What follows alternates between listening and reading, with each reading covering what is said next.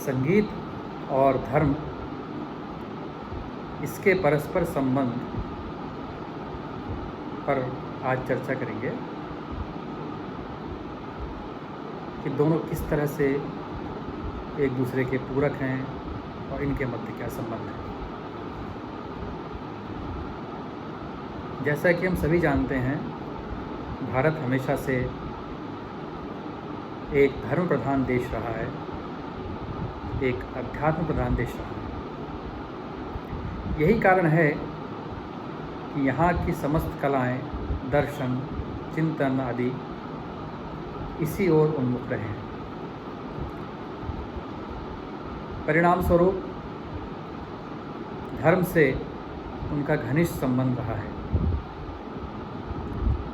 संगीत चूँकि एक कला है, अतः संगीत और धर्म का संबंध होना स्वाभाविक है। धर्म का अर्थ विभिन्न समय व स्थान पर विभिन्न रूप में लिया जाता है, इसलिए धर्म के संबंध में अनेक परिभाषाएं उपलब्ध हैं। अगर सामान्य अर्थ में धर्म को परिभाषित करें तो धर्म एक विश्वास, एक भावना और संकल्प की व्यवहारिक क्रिया है। दूसरे शब्दों में धर्म भावना, बुद्धि व क्रिया का समुच्चय है। संगीत एक कला है और कला तथा धर्म का अटूट संबंध सर्वथा मान्य है। मानव जीवन के 3 आदर्श माने गए हैं: सत्य, शिव और सुंदर। ये धर्म के मुख्यतः 3 स्तंभ हैं। कला इन्हीं में से सुंदर को मूर्त रूप प्रदान करती है। यहाँ गैले का एक कथन उपयुक्त प्रतीत होता है कि कला आध्यात्मिकता एवं ऐन्द्रिकता का विवाह है, अतः दोनों में संबंध होना स्वाभाविक है। कला धर्म को प्रभावशाली बनाती है। उपासना आराधना में विभिन्न कलाएं मनुष्य को सहायता प्रदान करती हैं। दूसरी ओर धर्म कला की रक्षा करता है, उसे परिमार्जित कर उच्चता प्रदान करता है।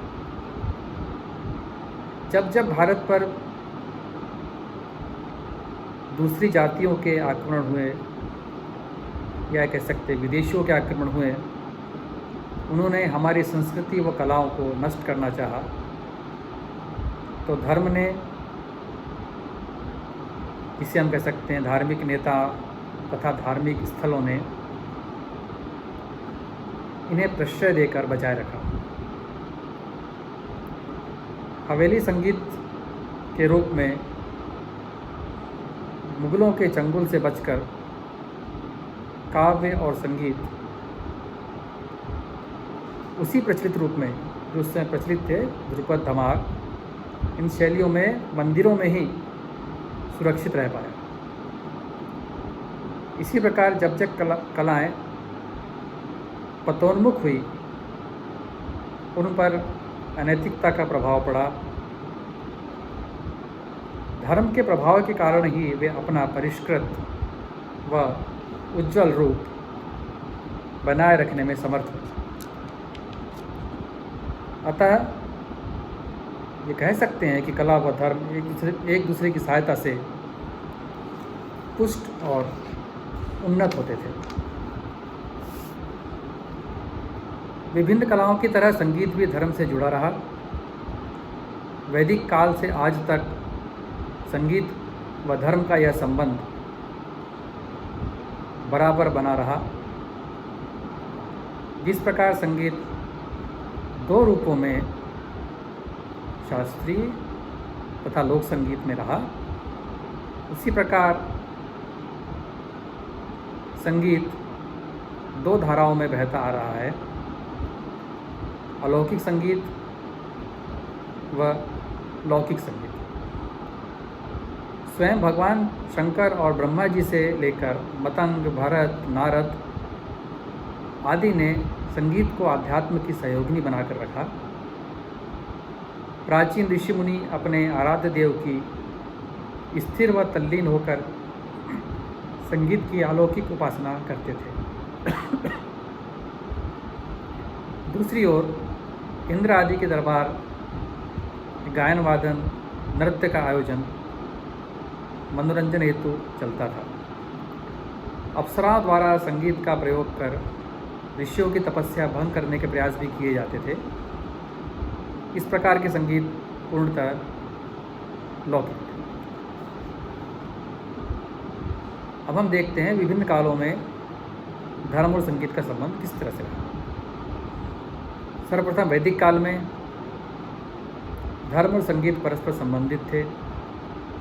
इंद्र, वायु, अग्नि, जल, वरुण आदि अनेक देवता थे जिनकी उपासना करने तथा उनको प्रसन्न करने के लिए जो साधन थे वे मंत्र तथा तंत्र थे। इसमें जो मंत्र थे वह संगीतमय रूप में पढ़े जाते थे। इन मंत्रों का एक संकलन वेद भी है और सामवेद तो पूर्णतः संगीतमय ही है। अगर हम महाभारत काल और रामायण काल में देखें तो इस काल में भी संगीत का और धर्म का संबंध परस्पर बना रहा। गीता के समय से भक्ति मार्ग को एक स्पष्ट व स्वतंत्र स्वरूप प्राप्त हुआ।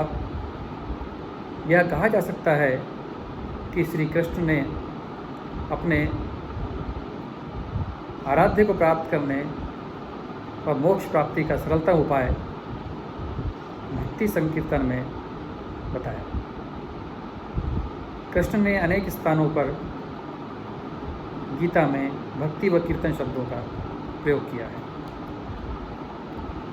पौराणिक काल में भक्ति व कीर्तन को बहुत महत्व दिया गया है।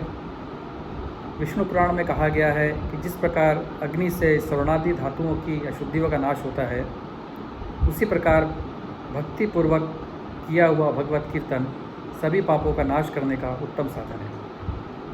इसी प्रकार गरुड़ पुराण में भी कीर्तन का महत्व बताया गया है। अर्थात जो लज्जा छोड़कर उच्च स्वरों में गायन करता है, नृत्य करने लगता है, ऐसा भक्त समस्त लोगों को पवित्र करता है। इसे धर्म और संगीत के संबंध की चरम सीमा कही जा सकती है। बौद्ध और जैन धर्म में भी संगीत को महत्वपूर्ण स्थान प्राप्त था। बौद्ध मंदिरों में गाए जाने वाली स्तुतियाँ संगीतमय थी। जैसे गुप्तिल द्वारा इंद्र की स्तुति करना, अश्वघोष द्वारा रचित स्तुतियाँ इत्यादि। बौद्ध धर्म की महायान शाखा पर भक्ति का अधिक प्रभाव था। बौद्ध के सिद्धांतों को गीतों की लड़ियों में पिरोकर उन्हें सुंदर ढंग से गाया जाता था। मुगल काल से पूर्व 7वीं से 10वीं 11वीं शताब्दी के बीच शंकर भक्ति, विष्णु भक्ति की प्रबलता के कारण संगीत का घनिष्ठ संबंध धर्म से रहा। मुगलों के आक्रमण 11वीं शताब्दी से मुगल काल में संगीत पर प्रभाव पड़ा, परंतु ये लोग संगीत और धर्म का ईश्वर से संबंध नहीं तोड़ पाए। संगीत ने नया रूप लिया, पर यह संबंध फिर भी बना रहा। विद्यापति ने राधा कृष्ण की प्रेम लीला की रचनाओं द्वारा रामानंद, रैदास, भक्त नरसिंह, वल्लभाचार्य, कुंभनदास, स्वामी हरिदास, राधा वल्लभी द्वारा रासलीला का आरंभ, विट्ठलनाथ जी, सूरदास, नंददास, मीरा आदि ने अपने संगीतमय पदों द्वारा संगीत व धर्म को इतना मजबूती से जोड़ा जो आज तक चला रहा है। स्पष्ट है कि संगीत का संबंध हर काल परिस्थितियों में धर्म से रहा है। चाहे धर्म का कोई भी पंथ हो, संप्रदाय हो, शैव मत हो, वैष्णव मत हो, देवी मत, राधा स्वामी मत, कृष्ण मत, ईश्वरवाद हो या अनिश्वरवाद हो, सगुण भक्ति हो या निर्गुण भक्ति हो, मूर्ति पूजा हो अथवा आर्य समाज हो, बौद्ध, जैन, सिख, मुसलमान, कोई भी धर्म हो, संगीत का सब में धार्मिक महत्व है। उपरोक्त विश्लेषण से यह निष्कर्ष सहज ही निकलता है कि संगीत का धर्म संगीत व धर्म ना ही कभी अलग थे और ना ही कभी होंगे। ना धर्म संगीत के बिना रहा है, ना धर्म व ईश्वर के बिना संगीत रहा है।